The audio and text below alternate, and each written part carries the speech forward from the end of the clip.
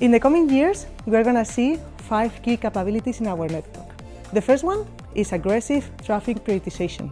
The second one is ultra-low latency in 5G. The third one is massive IoT. The fourth one is accurate positioning with 5G. And the last one is an end-to-end orchestration capability. I'm sure Nokia is going to help us to achieve all these capabilities. Because in Telefónica, we have a big goal in the coming years, to become the best gateway for citizens to digital technologies.